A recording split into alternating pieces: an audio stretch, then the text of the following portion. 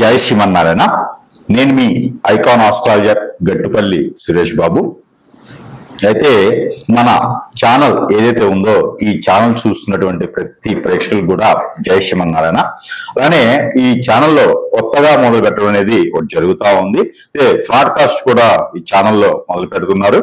ఇది ఈ ఛానల్ అందరికి కూడా శుభం జరగాలని కోరుకుంటూ, అయితే ముందు ముఖ్యంగా ద్వాదశ రాశుల వారిలో ఏ రాశి వారికి ఎలా ఉంటాయి, అవలక్షణాలు ఏంటి, వాటి యొక్క స్థితిగతులు ఏంటి, అలానే దశ అంతర్దశలు ఉంటాయి. ఈ దశ అంతర్దశల్లో వాటి స్థితిగతులు ఏంటి, వారు ఎలా ఎదుగుతారు అనేది మనము వారి యొక్క పుట్టినప్పుడు డేట్ ఆఫ్ బర్త్ అలా ఉంటే కనుక మనకి వారి యొక్క హారోస్కోప్ తెలుస్తుంది. ఏ నక్షత్రము ఏంటి, వారి యొక్క పరిస్థితి ఏంటి, వారు ఎలా ముందుకు వెళ్ళాలి, వాటి పరిహారాలు ఏంటి, ఇలాంటివన్నీ కూడా మనము ప్రతి గురువు దగ్గర, ఆస్ట్రాలజర్ దగ్గర, పంతులు గారి దగ్గర ఇలా మనం చూపించుకుంటా ఉంటే తెలుస్తూ ఉంటది.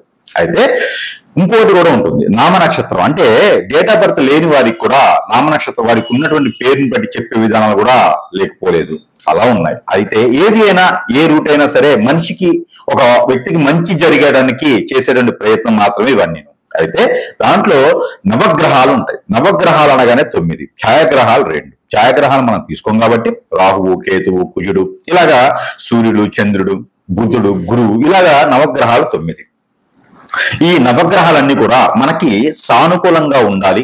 అలానే ఈ నవగ్రహాలన్నీ కూడా మన జాతకంలో మనం పుట్టినప్పుడు గోచార ప్రకారంగా ఎలా ఉన్నాయి, ఇప్పుడు ప్రజెంట్ కరెంట్ జనరేషన్ ఇప్పుడు ఎలా ఉంది, ఈ రోజు ఎలా ఉంది చూసుకుంటే ఆ ప్రకారంగా మనము జన్మించినప్పుడు దోషాలు ఉన్నాయా, ఆ తర్వాత ఎదిగి పెద్ద అయిన తర్వాత ఈ బిజినెస్ చేయాలా, జాబ్ చేయాలా, ఏం చదువుకోవాలి, అన్ని కూడా వాటి మీద ఆధారపడి ఉంటుంది. అయితే పెళ్లి చేసుకునే ముందు కంపాటబిలిటీ అంటారు. భార్యాభర్తల మధ్యన ఉండేటువంటి కంపాటబిలిటీ, ఇద్దరి మధ్యన సంకేత భావం ఎలా ఉంది అనేది చూస్తారు. ఆ తర్వాత పిల్లలు పుట్టిన తర్వాత లైఫ్, ఎదుగుతానికి జీవితంలో ఎన్నో రకాల మార్గాలు ఉంటాయి. ఆ మార్గం మనకు సరిపడిందా లేదా, ఇవన్నీ కూడా మనం తెలుసుకోవడానికి నవగ్రహాలు సరిగా ఉన్నాయా లేదా అని చూస్తాం. అయితే ముఖ్యంగా ఏం చెప్తున్నానంటే గనక, ఈ నవగ్రహాల్లో ఒకటైనటువంటిది ఏంటి అంటే గనక కుజుడు. జీవితంలో అన్ని గ్రహాలు ముఖ్యమైనవే, కాకపోతే ఒక్కొక్క గ్రహానికి సంబంధించి ఒక్కొక్క విధానం ఉంటుంది. దాంట్లో ఒకటి కుజుడు. కుజుడు ఏం చేస్తాడు అంటే పెళ్లిలోని కంపాటబిలిటీ, మన జాతకంలో కుజుడు ఏ ఒక స్థానంలో ఉన్నారు, ఏ రాశిలో నుంచి ఏ రాశి వరకు స్థానంలో ఉంటే వారికి ఏ గ్రహం శుభం అశుభ దృష్టి ఉంటుంది, ఏ స్థానంలో కుజుడు ఉండడం వల్ల ఎలాంటి లోపాలు ఉంటాయి, వాటి పరిష్కారం మార్గాలేంటి, ఈ దశగా మనం గమనించినట్లయితే కనుక మనకి ద్వాదశ రాశుల్లో ఒకటి చివరిగా మనం మాట్లాడుకునే రాశి ఏంటంటే కనుక మీనరాశి. ఈ మీనరాశి వారికి ఎంత చెప్పినా, ఎంత చేసినా వారికంటూ ఒక ఆలోచన ఉంటుంది. ఆ ఆలోచన తగ్గట్టుగా వీరికి కుజుడు, నవగ్రహాల్లో ఉండేటువంటి కుజుడు ఎవరైతే ఉన్నారో ఈ కుజుడు కూడా సరైనటువంటి స్థానంలో ఉన్నారా, మంచి భర్త లభిస్తారు లేదా మంచి భార్య లభిస్తుంది. అసలు ఈ గ్రహాలకి భార్యాభర్తల సంబంధం ఏంటి? కరెక్ట్ గా ఉంటుంది. ఎందుకంటే కుజుడు మన స్థానంలో గనక దశ అంతర్దశల్లో కానీ, అలానే కుజుడు మనకి సరైనటువంటి స్థానం ఎక్కడ, స్వస్థానం 3, అలానే 5, 7, 9వ స్థానాల్లో కుజుడు ఉన్నాడా మీ పంట పండిందే. అసలు ఆ అమ్మాయిని కానీ ఆ అబ్బాయిని కానీ వదిలిపెట్టొద్దు కూడా. మీనరాశిలో పుట్టినటువంటి వారికి నేను చెప్పిన స్థానంలో కుజుడు ఉన్నాడా, ఇంకేం ఆలోచించకండి. కంపాటబిలిటీ చూడలేదు, అక్కడ శని భగవానుడు సరిగా లేడు, కుజుడు బాధిస్తాడేమో, గురు బలం లేదు, వారు ఏం చేయలేరు, సంపాదించుకోలేకపోతున్నారు, ఎక్కువ మాట్లాడలేరు, వీళ్ళు లావుగా ఉన్నారు అనుకుంటారేమో. ఖచ్చితంగా వారి వల్ల ఏ రాశి వారికి కలిసి వస్తుంది. అట్రాక్ట్ చేసేటువంటి ఫేస్, మాటలు ఉంటాయి వారికి. ఎందుకంటే కుజుడు వారికి 9వ స్థానంలో ఉన్నాడు కదా, భాగ్యస్థానం, అది వారికి బాగా కలిసి వస్తుంది. కాబట్టి మీన రాశిలో ఎవరైనా పుట్టి ఉండి వారి జాతకం ఉండేసి మీకేమైనా సంబంధం వచ్చిందా వేరే రాశి వారికి ఏదైనా, ఆ మీనరాశి వారి దాంట్లో కనుక స్వస్థానంలో కాకుండా 3, 5, 7, 9వ స్థానంలో కుజుడు ఉన్నాడా ఖచ్చితంగా వారిని పెళ్లి చేసుకోండి. వారిని పెళ్లి చేసుకున్నారా మీ అదృష్టం పడినట్టే. అందుకని ఎవరైతే మీనరాశిలో ఉన్నారో మీ స్థానాలు గోచార ప్రకారంగా గనక ఈ స్థానాల్లో గనక కుజుడు ఉన్నారా, మీకు ఇంకా బలం చేకూర్చడానికి గురువు ఉన్నారా, గురువు 3, 6, 9 స్థానాల్లో ఉన్నారా, గురువుతో కూడినటువంటి కుజుడు ఉన్నారా, ఇక మీకు ఎవ్వరు ఆపలేరు, మిమ్మల్ని మీ ఆలోచన ఎవ్వరు ఆపలేరు. కాబట్టి దానికి తగ్గటువంటి ప్రక్రియలు మీకు ఉంటాయి. అంచెలంచెలుగా పైకి ఎదగడానికి మీకు ఎత్తుకు పై ఎత్తు అంటారు, ఆలోచనకు ప్రతి ఆలోచన అంటారు. మీరు చేసేటువంటి ప్రతి ఆలోచన కూడా కొత్తగా క్రియేటివిటీ ఉంటుంది. కాబట్టి ఇదందరూ కూడా AI టెక్నాలజీ అంటారు కదా, అదే విధంగా మీరు పరిగణలోకి వస్తారు. కాబట్టి ఖచ్చితంగా మిమ్మల్ని ఎవరు టచ్ చేయలేరు, అంత స్థాయికి మీరు వెళ్ళేదనుకుంటుంది. కాబట్టి ఎవరైనా మీ జాతకంలో కుజుడు బాగలేదన్నా, కుజు దోషం ఉందన్నా కూడా మీరు పట్టించుకోకండి. ఎందుకంటే మీనరాశి వారికి కుజుడు అంతగా బాధించడు. కాబట్టి ముఖ్యంగా ఇప్పుడు ఈ కుజుడు కన్యా రాశిలో ఉన్నాడు. ఈ కన్యా రాశిలో నుంచి ఈ కన్యా రాశిలో సంచరిస్తూనే తులారాశికి ఈ యొక్క సెప్టెంబర్ 13వ తారీఖు 2020 సంవత్సరంలో సంచరిస్తారు. ఇక మీనరాశి వారిని ఇప్పటి వరకు కూడా కొంచెం మొహమాటంగా ఉన్నా, మాట్లాడలేకపోయినా, ఏదైనా ఫీలింగ్ లోపల పెట్టుకుని ఎవరైనా ఉన్నారా, వారందరూ కూడా బయటికి కక్కేస్తారు. కక్కేటువంటి వాంతి కాదు, కక్కడం అంటే ప్రెగ్నెన్సీతో కాదు, మాటలు ఇంకా ఆపుకోలేరు, మాట్లాడేస్తారు. ఏది చెప్పాలనుకున్నారు ఎదుటి వాళ్ళు చెప్పేస్తారు, మొహం చెప్పేస్తారు, మొహమాటం లేకుండా. ఏదైనా వాళ్ళ దగ్గర నుంచి డబ్బు తీసుకున్నారా అంటే, మీనరాశిలో పుట్టిన వాళ్ళ దగ్గర నుంచి బోనీ చేయించినా, మీనరాశిలో పుట్టిన వాళ్ళ దగ్గర నుంచి డబ్బు తీసుకున్నా కూడా వారికి కలిసి వస్తుంది. కాబట్టి మీనరాశిలో పుట్టినటువంటి స్త్రీ పురుషులు ఎవరైతే ఉన్నారో పవిత్రంగా ఉండండి. దీని తగ్గట్టు పవిత్రంగా ఉంటే, ఎందుకంటే కుజుడు మీకు స్థానాల్లో సరిగా లేకపోతే కనుక మీ ఆలోచన విధానం కొంత మార్పు ఉంటుంది. ఎట్లా మార్పు ఉంటుంది, ఎఫ్ఐఆర్స్ పెట్టుకోవాలి అని, లేకపోతే పిల్లలు ఇప్పుడు వద్దులే అని, అంటే కొంతమంది మైండ్ తెలుస్తూ ఉంటుంది. అనుమానం జబ్బు అంటారే అట్లాంటిది, భార్య మీద భర్త, భర్త మీద భార్య కొంత అనుమానించుకోవటం లాంటివి, ఇలాంటి సింటమ్స్ కనుక మీనరాశిలో ఉన్నాయా? ఆ సింటమ్స్ ఉన్నాయి అంటే కనుక ఖచ్చితంగా మీకు కుజు దోషం ఉంది అని అర్థం. ఆ దోషానికి పరిహారం చేసుకుంటే ఈ అనుమానం జబ్బు పోతుంది. మనిషికి అనుమానం జబ్బు కన్నా పెద్ద జబ్బు లేదు, కలరా కన్నా పెద్ద జబ్బు అది. అందుకని అనుమానం జబ్బు తగ్గించుకుంటే కనుక ఈ కుజు దోష నివారణ ఖచ్చితంగా పోతుంది. కుజు దోషం ఉంది అని తెలుసుకోవడానికి సిమ్టమ్, ఈ సిమ్టమ్ ఉంది అంటే కుజు దోషం ఉంది అని అర్థం. అప్పుడు మనం ఈ పరిహారం చేసుకుంటే ఆ కుజునికి సంబంధించిన దోషం పోతుంది.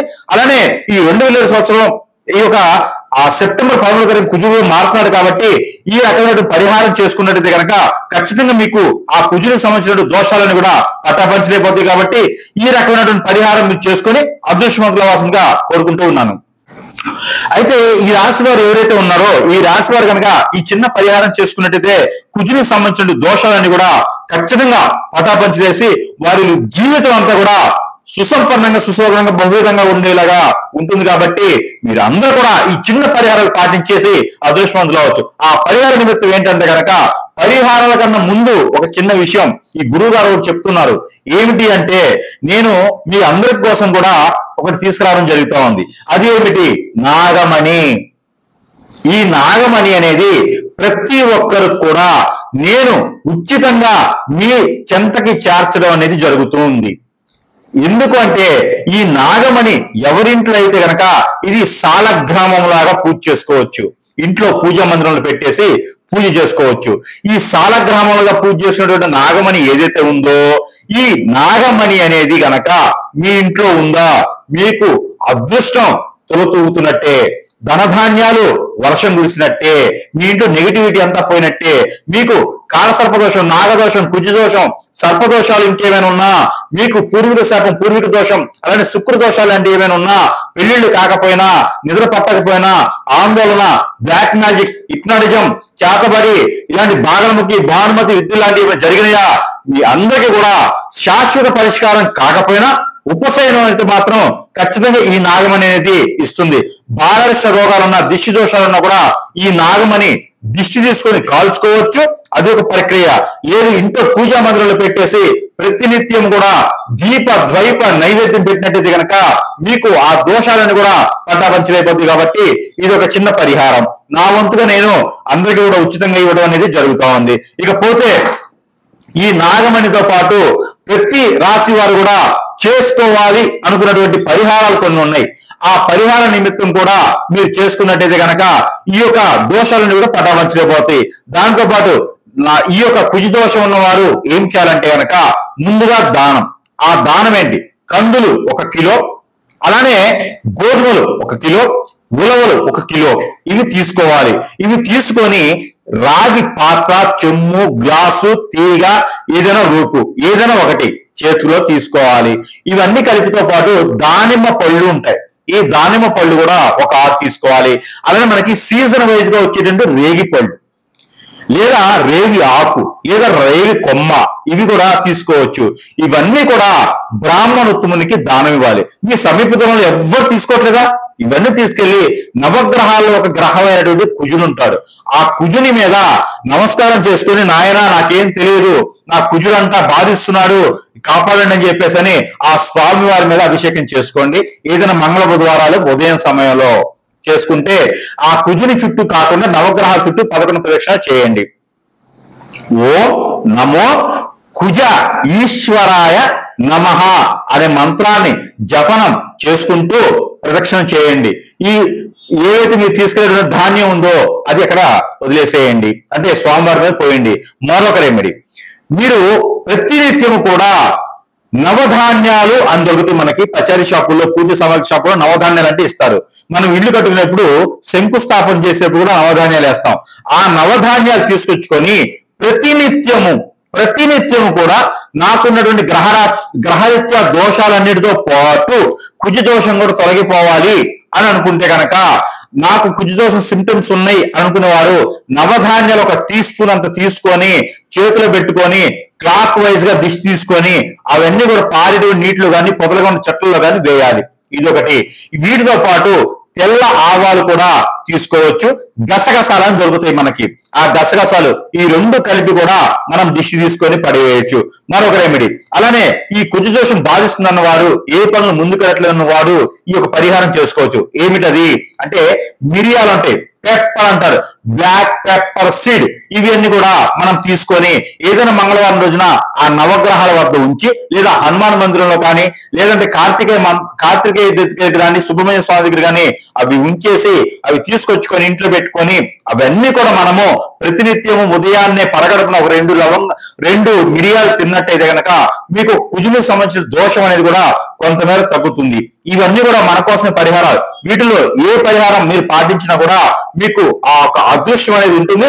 ఆ కుజుని యొక్క దోషం అనేది పటాపంచి వేసి మీకు అంతా అదృష్టం ఇస్తుంది. కాబట్టి ఈ యొక్క మేర ప్రయత్నం చేసి ఈ రాసుల వారికి మనం చెప్పినటువంటి పరిహార నిమిత్తంగా మనం చూసినట్టయితే కనుక, ఈ కుజుడు బాధిస్తున్నటువంటి అందరికీ కూడా నేను చెప్పాలనుకున్నటువంటి పరిహారం ఏంటంటే కనుక, మీకు ఎక్కడైనా ఊళ్ళల్లో కావచ్చు, వీధుల్లో కావచ్చు, విలేజ్ల్లో కావచ్చు, లేకపోతే ఈ రోజుల్లో నర్సరీలు బాగా పెరిగిపోయింది కాబట్టి అవేర్నెస్ పెరిగిపోయింది, నర్సరీలు బాగా ఉన్నాయి. ఎక్కడైనా సరే ఒక కొబ్బరి చెట్టు కానీ, ఒక వేప చెట్టు కానీ, లేకుంటే కనుక ఒక అరటి మొక్క కానీ తీసుకుని వెళ్ళండి. ఈ మొక్కలు తీసుకుని వెళ్ళేసి వేప చెట్టు అయితే గనక ఎక్కడైనా నాటండి. లేకపోతే కొబ్బరి చెట్టు కానీ, అరటి చెట్టు కానీ ఉంటే దానికి 9 పోగులు తెల్లదారం తీసుకోండి. 9 పోగులు వేయాలి. ఈ తెల్లదారం ఎలా ఉండాలి అంటే గనక చెప్తా వినండి.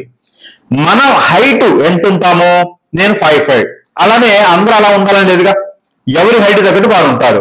వారు ఏం చేయాలంటే తెల్లని దారం తీసుకొని బొటన వేలు నుంచి తల వరకు ఇలా కొలుచుకోవాలి. 9 పోగులు కొలిసినటువంటి దారాన్ని, ఈ 9 పోగుల్ని సగం చేయాలి. సగం చేసి దానికి పసుపు, గంధం, అలానే కుంకుమ 3 రాయాలి. ఈ రాసినటువంటి దారాన్ని ఈ ఒక కొబ్బరి చెట్టు కానీ, అరటి చెట్టు కానీ కట్టండి. అంటే ఆ మటకి కట్టేసేయండి. కట్టేసి ఆవు పాలు, ఆవు నెయ్యి కలగలిపినటువంటి పన్నీరు, కుంకుమ పువ్వు కలగలిపి ఆ పాదిలో పోయండి. అలా చేసి ఆ కర్పూరంతో వెలిగించినటువంటి దీపారాధన కావచ్చు, కొబ్బరి నూనెతో చేసినటువంటి దీపారాధన కావచ్చు, చేయొచ్చు. ఇలా చేసినందు వలన మనకి ఆ కుజ దోషానికి సంబంధించిన నివారణ తగ్గుతుంది. పెళ్లి కానటువంటి వారు పెళ్లి అవుతుంది. భార్యాభర్తలు పెళ్లి విడిపోతారే, వాళ్ళు కూడా కలిసి ఉంటారు. కాబట్టి ఈ పరిహారం ఖచ్చితంగా చేయండి. దానితో పాటు ఇంకో పరిహారం ఏమిటి అంటే, పిల్లలు ఎవరికైనా పుట్టట్లేదా, కుజ దోషం బాధిస్తుందా, ప్రెగ్నెన్సీ ఫెయిల్ అవుతుందా, ఇలాంటి వారు ఎవరైనా ఉంటారా? ఉన్నారు. అయితే మీకు ఈ పరిహారం ఏంటంటే, పాలు 1 గ్లాసు, కంద చక్కెర కొంత, తేనె ఒక 2 టీ స్పూన్లు, కుంకుమ పువ్వు ఒక 10 గ్రామ్స్, అలానే మీకు గసగసాల పౌడర్ 1 టీ స్పూను, వీటితో పాటు తుమ్మ పంట కానీ, బాదం మొక్క కానీ 1 టీ స్పూను తీసుకొని, వీటితో పాటు ఆవు నెయ్యి, ఆవు పాలు, కిస్మిస్ గ్రైండర్ పట్టాలి. ఈ గ్రైండర్ పడితే వచ్చేటువంటి పేస్ట్, బాదము, జీడిపప్పు ఇవి కూడా గ్రైండ్ చేసి వచ్చేటువంటి పేస్ట్, ఇవన్నీ కూడా పాలలో కలిపేసి రావి చెట్టు, ఈ రావి చెట్టు దగ్గర పాదిలో, రావి చెట్టు మొదట్లో అంటారు కదా, అక్కడ ఒక గురువారం రోజున ఉదయం సమయంలో చేయాలి. సాయంత్రం 5 లోపే ఇది అయిపోవాలి. అంటే ఉదయం సమయం చూసుకుంటే చాలా మంచిది. ఏదైనా గురువారం రోజున, అందులో ఏకాదశి గాని ద్వాదశ పౌర్ణమి ఉన్నటువంటి గురువారం రోజున మీరు ఈ పాదులు గనక ఈ పాలు చుట్టూతో తిరుగుతూ, చెట్టును తాకండి, చుట్టూ తిరుగుతూ గనక ఇవి పోయాలి. దాని తర్వాత ఒక 3 చెంబులు నీళ్లు ఆ పాదులను పోయాలి. పోసేసి దీపారాధన చేయాలి. ఎట్లా? నూనె, ఏ నూనె అంటే కొబ్బరి నూనెతో దీపారాధన 2 ఒత్తులేసి మట్టి ప్రమిదిలో చేయాలి. ఇలా చేసినట్లయితే గనక మీకు పిల్లలు పుట్టేటువంటి అవకాశం మెండుగా ఉంది. ఇది పెళ్లి అయిన వారికి మాత్రమే ఈ పరిహారం. కుజదోషం బాధిస్తుందని వారికి ఈ పరిహారం చేసుకోవాలి. దీంతో పాటు మరో పరిహారం కూడా ఉందండి. ఇది ఏంటి? కుజదోషం బాగా మీకు ఇబ్బంది పెడుతుందా? ఆరోగ్య సమస్యలు ఉన్నాయా? అయితే మీరు ఈ పరిహారం చేసుకోండి. ఏమిటి అంటే, ఆవుకి ఆకుకూరలు తినిపించడం, ఆవుకి గోధుమ రొట్టెలు తినిపించడం. అది ఎలాగా? బెల్లంతో కలిగినటువంటి గోధుమ రొట్టెలు ఆవుకు తినిపించడం ద్వారా మీకు ఈ కుజదోషం తగ్గేసి ఆరోగ్య సమస్యలు, స్క్రీన్ సమస్యలు, ఆస్తమా లాంటి సమస్యలు, బ్లడ్ రిలేటెడ్ సమస్యలు కూడా మీకు తొలగిపోతాయి. కాబట్టి ఈ మార ప్రయత్నం చేసి అదృష్టవంతులు అవ్వచ్చు. చూసారా ఎన్ని పరిహారాలు ఉన్నాయో మీకు? ఈ పరిహారాన్ని కూడా పాటించుకుంటే ఖచ్చితంగా మీకు కుజదోష నివారణ అయితే జరుగుతుంది. కాబట్టి ఈ పరిహారాన్ని చేసుకుని అదృష్టవంతులని కోరుకుంటా ఉన్నాను. జై శ్రీమన్నారాయణ. అయితే మనకి ఈ కుజదోషమే ఒక పక్క నుంచి నన్ను బాధిస్తా ఉంది స్వామి, అలానే మనకి ఇంట్లో కూడా నాకు ప్రాబ్లమ్స్ తాగాడింది, ఇంట్లో అయితే ప్రశాంతంగా ఉండలేకపోతున్నాను అనుకుంటున్నారు ఎవరైనా? ఇంట్లో కూడా నాకు అసలు అర్థం కావట్లేదు. బయటకైతే ఈగల మూత, అంటే ఇంట్లో ఈగల మూత, బయట పలకల మూత, నాకేంటో 2 ఈగల మూతలే ఉన్నాయని ఎవరైనా బాధిస్తున్నారా? ఇబ్బంది పడుతున్నారా? వద్దురా బాబు సంసార జీవితం ఎక్కడైనా వెళ్ళిపోవాలనిపిస్తుందా? మీ అందరికీ పరిష్కారం ఉంది. ఇంట్లో అశాంతి ప్రశాంతత లేకుండా ఉంది, అలానే మీకు కుజదోషం కూడా బాధిస్తూ ఉంది, అందరూ దూరం అయిపోతున్నారని ఎవరైనా బాధపడుతున్నారా? మీ అందరికీ కూడా పరిష్కార మార్గం. ముందు ఇంటిని చూసుకోండి. అంటే ముందు ఇల్లు చూడండి, తర్వాత ఇల్లాలు చూడండి మన సామెత అన్నట్టుగానే, అది వాస్తవం, సామెత కాదు. మన పెద్దవాళ్ళు మామూలుగా చెప్పారు కదా. అలానే ఇల్లు చూడాలి, ఇల్లు చూసిన తర్వాత మన భార్యను చూసుకోవాలి. అలానే ఇల్లు బాగుంటే అందరూ ప్రశాంతంగా ఉంటారు. కాబట్టి మన ప్రపంచం అంతా కూడా ఇంటిలో నుంచే మొదలవుతుంది. మనం ప్రశాంతంగా ఉండేటువంటి జీవితం ఇంట్లోనే ఉండాలి. కాబట్టి అక్కడ ప్రశాంతంగా ఉంటే అంతా ఉంటుంది. కాబట్టి మీ అందరికి ఒక చిన్న పరిహార నిమిత్తంగా ఒకటి నా వద్ద ఉంది. అది ఏంటి అంటే కనుక, ఇదే నాగమణి, సారీ అండి, ఇది గుర్రము నార.